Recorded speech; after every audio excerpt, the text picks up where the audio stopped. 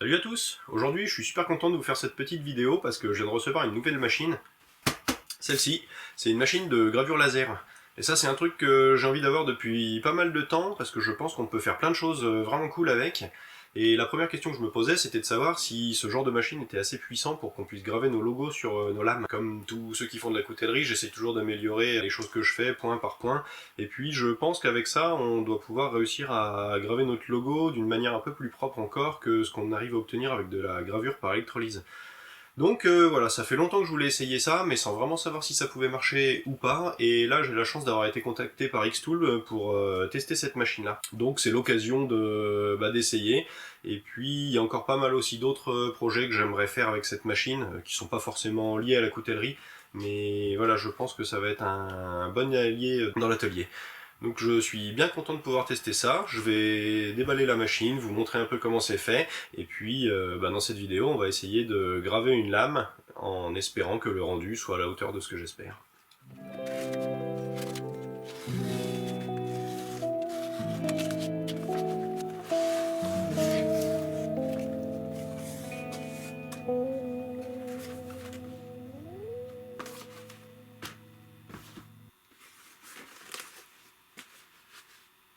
À l'ouverture, on trouve dans la première pochette le guide de démarrage et puis la notice de montage de la machine. Dans la seconde pochette, on a différents supports de gravure. Et puis ensuite, on a une paire de lunettes pour se protéger et la machine et la visserie qui la composent. Donc je vais maintenant lire rapidement le guide de montage, je vais commencer à préparer la machine et puis comme ça, on pourra enfin passer aux premiers essais.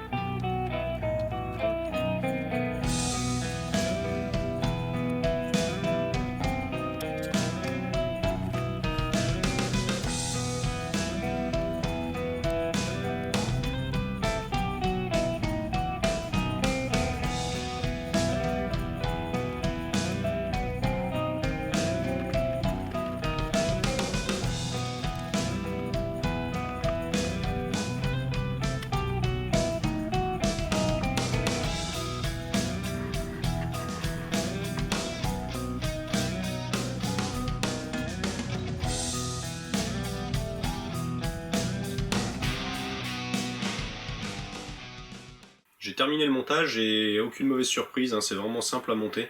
La notice elle est assez claire, elle est accompagnée d'un petit QR code qui renvoie vers une vidéo, donc avec les deux choses on arrive quand même bien à se débrouiller. Et puis de toute façon il n'y a pas grand chose à faire à part monter le châssis, rajouter une tige qui lie le moteur à la seconde courroie, ajuster les tensions. Donc tout ça, ça se fait vraiment très bien. Je pense avoir mis une petite heure pour l'ensemble du montage. Alors en parallèle, je filmais quelques séquences de montage, etc. Donc voilà, c'est pas très long. Ça se fait bien, et puis une fois que c'est monté, ça a quand même fière allure. La dernière chose pour pouvoir utiliser la machine, c'est de télécharger le logiciel. Donc c'est Xtool Creative Space. Ça, je l'ai déjà mis dans mon ordi aussi. Et je crois que maintenant, je vais pouvoir m'amuser à faire quelques essais. Comme je vais utiliser la machine sur un plateau, je vais faire mon premier test là-dessus directement. Donc ce que j'ai fait, c'est que j'ai mis deux cales, une ici, une là-bas, pour pouvoir toujours replacer la machine comme il faut si jamais je la déplace. Et donc pour ce premier essai, ce que je vais faire, c'est que je vais imprimer directement sur le plateau un quadrillage qui me servira en fait au placement des objets. Ça me permettra, si j'ai besoin de faire certains alignements, d'avoir des points de référence. Donc j'ai téléchargé une image, n'importe laquelle, un peu sur internet. Alors il faut que la résolution soit suffisante, parce que sinon la gravure elle risque de pas être terrible. Mais voilà, on va démarrer par ça comme premier essai, puis voir si on arrive à faire une gravure à peu près propre sur ce plateau.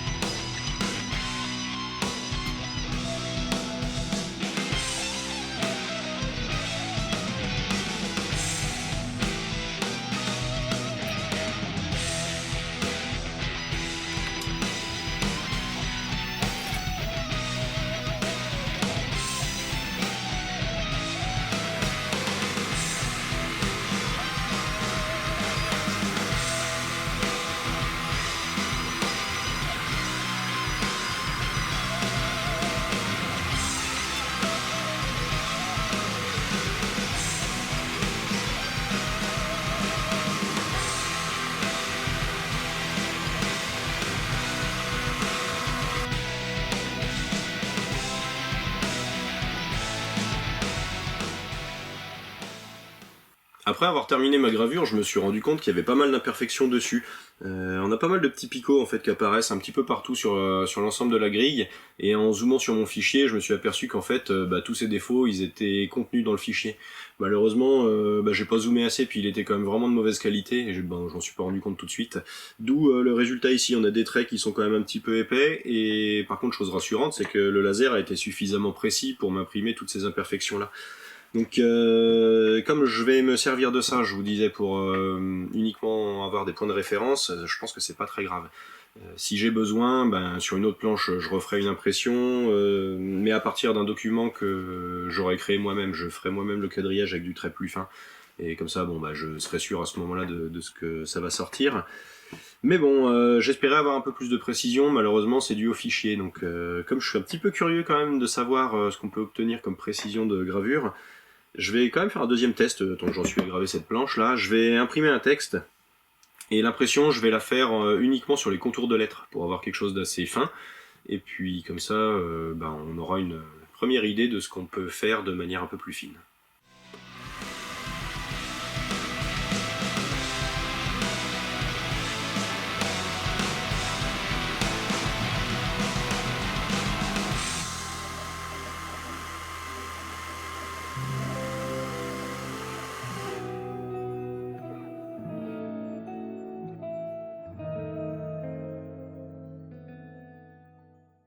Cette fois la gravure elle est impeccable, c'est vraiment fin et précis, donc par rapport au premier test que j'avais fait avec le quadrillage, c'est vraiment bien. Donc maintenant que j'ai fait ces premiers petits tests pour prendre un peu en main la machine, je vais passer à la partie qui m'intéresse vraiment, à savoir la gravure de l'acier. Donc pour mes tests, j'ai pris un morceau d'XC75 et je vais voir donc quelle profondeur de gravure on arrive à obtenir. J'ai aussi fait un quadrillage de 7 mm de côté, parce que mon logo, quand je fais de la gravure par électrolyse, il fait aussi 7 mm. Donc comme ça, je pourrais comparer le rendu que ça va donner à taille égale. Et puis, ce que ça va me permettre aussi, ce quadrillage, c'est de vérifier que l'emplacement de la gravure, il s'effectue bien à l'endroit que j'ai défini à l'ordinateur. Comme ça, si je vois qu'il y a une variation ou un décalage, je pourrais appliquer des compensations pour faire ça vraiment à l'endroit désiré. La première chose à faire, c'est d'importer votre logo dans le logiciel. Donc là, c'est ce que j'ai fait. En zoomant, là, on sait qu'un carré fait 10 mm de côté. Et puis, on a une échelle en haut, et puis donc une échelle à gauche, qui nous permettent de dimensionner notre fichier. Là, avec les petites graduations, je sais que donc dans ma largeur, j'ai 7 mm. Comme mon fichier est carré, j'ai la même valeur de ce côté-ci. En termes de placement, vous pouvez placer donc votre logo sur votre grille avec les coordonnées X et Y qu'on retrouve tout en haut. Et puis si vous ne voulez pas dimensionner votre logo à la main, là sur la droite, vous avez la taille de votre logo, donc largeur et hauteur ici. Donc deux autres outils qui vous permettent d'effectuer le placement et le dimensionnement. Il va nous rester ensuite à mettre notre morceau d'acier à la bonne place dans la machine, et puis ensuite on pourra lancer la gravure. Pour définir la hauteur à laquelle placer le module de gravure, on va utiliser cette petite pièce ici qui se déplie. De l'autre côté, on a une petite molette qu'on débraye, ça nous permet d'ajuster la hauteur. Tac. Quand on est embuté, on reverrouille sur la droite, et ensuite on n'a plus qu'à relever la petite patte. Le laser en croix nous permet ensuite de placer le module où on en a besoin. Et c'est terminé, ensuite on passe sur l'ordinateur. Sur la droite de l'écran, on retrouve les paramètres de gravure. Donc ici la puissance, je vais la laisser à 100% pour que la machine puisse donner le meilleur d'elle-même. Et puis la vitesse d'avancement qui est ici, je l'ai descendue à 2 mm par seconde. À la base elle était à 30, je l'ai mise à 2 parce que j'aimerais que le laser passe un petit peu plus de temps sur chaque zone pour essayer d'optimiser la profondeur de la gravure. Une fois qu'on a fait ça, que tout est réglé comme on le souhaite, on peut cliquer sur encadrement ici, et ça va permettre de contrôler que la petite croix laser qui nous permet de mettre le laser en place au-dessus de la pièce revienne à sa bonne position. Une fois que c'est bon, on valide sur le cadrage terminé, et puis on peut lancer la gravure en cliquant sur traitement en cours. La dernière étape, ça va être de définir le point d'origine de la gravure. Donc moi j'ai fait mon placement avec la petite croix laser sur la pièce en haut à gauche. Suivant comment vous le placez, ça peut être en plein centre, etc. Donc vous choisissez pour avoir votre point de départ. Et puis sur la partie haute ici, on peut appliquer une correction, s'il y a un petit peu de décalage par rapport à la croix. Ça, on le saura que quand on aura fait nos premiers essais, donc pour le moment, je le laisse comme ça et j'y touche pas. Ensuite, en haut à droite, on appuie sur démarrer, et puis c'est parti.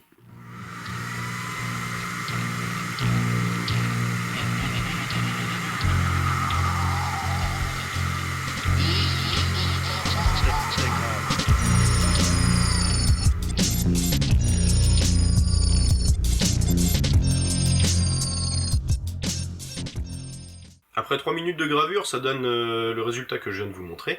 Donc on peut noter deux petites choses. Déjà, avec une seule passe, je trouve pas suffisamment profond.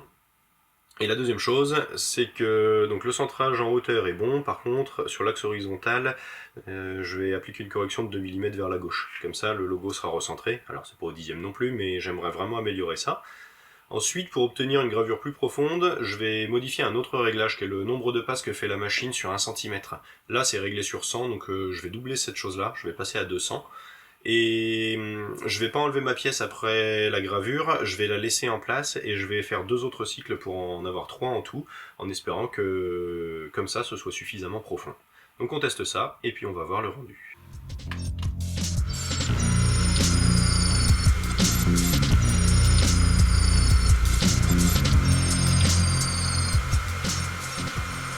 En ayant doublé le nombre de passages par centimètre, on arrive à 6 minutes de gravure, et après 3 cycles, on obtient le résultat suivant.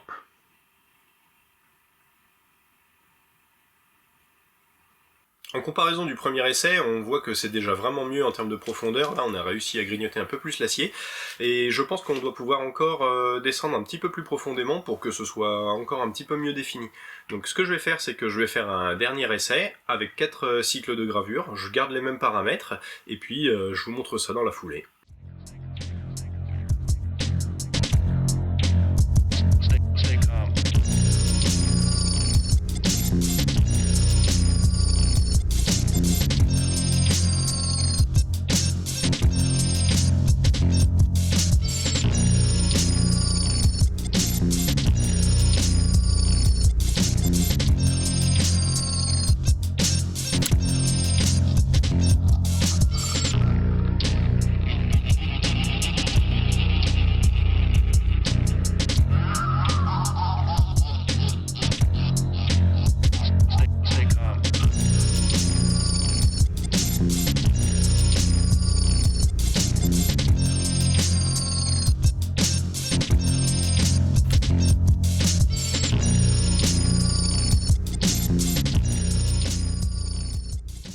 Avec ces réglages-là et puis 4 cycles de gravure, je suis hyper content du résultat parce que j'arrive enfin à avoir une gravure qui est suffisamment profonde pour qu'elle soit durable dans le temps.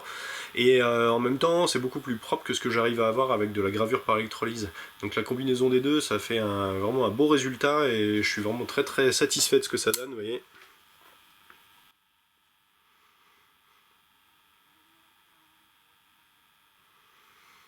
Là c'est vraiment très très bien, ça va permettre aussi, en plus de graver les logos, je pense qu'à l'intérieur des fausses pièces, je pourrais graver par exemple les numéros des couteaux, ou à l'intérieur des platines. Comme on peut graver aussi pas mal de matériaux, bah, ça permettrait peut-être de faire des personnalisations sur les plaquettes aussi.